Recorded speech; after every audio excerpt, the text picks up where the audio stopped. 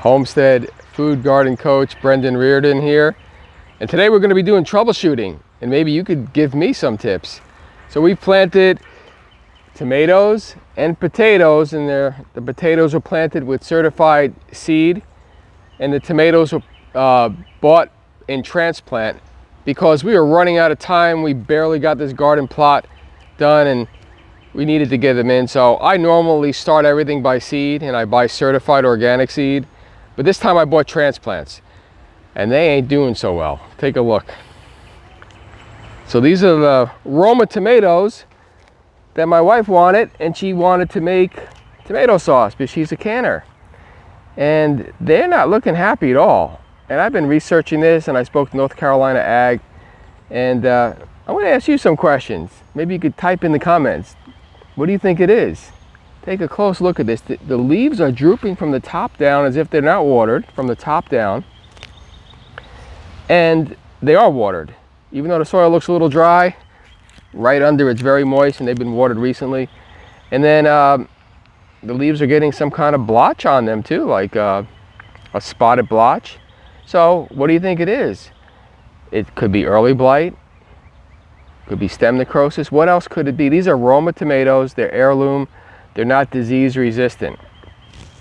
In the last row, we have hybrid tomatoes. They're non-GMO hybrid tomatoes, and they're not doing great either, but they don't look like the Roma tomatoes. The Roma tomatoes are falling apart.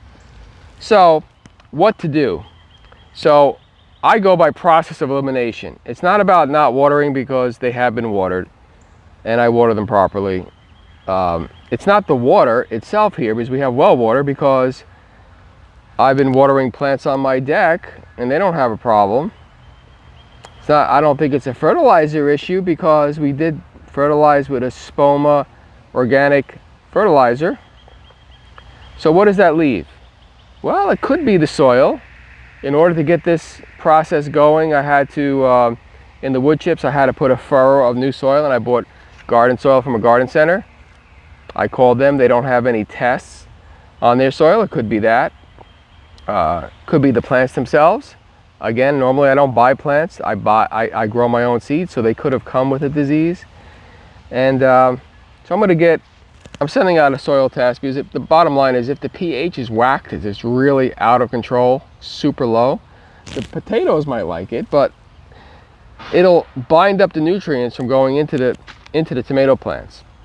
So I'm going to send, so the few things I'm going to do, I'm going to get a soil test out, and I'm going to my local North Carolina Ag Extension, and I'm going to pull some of these tomato plants out, and I'm going to put their bodies in this bag, and I'm going to send them out to see what it could possibly be, and they'll do a plant pathology test.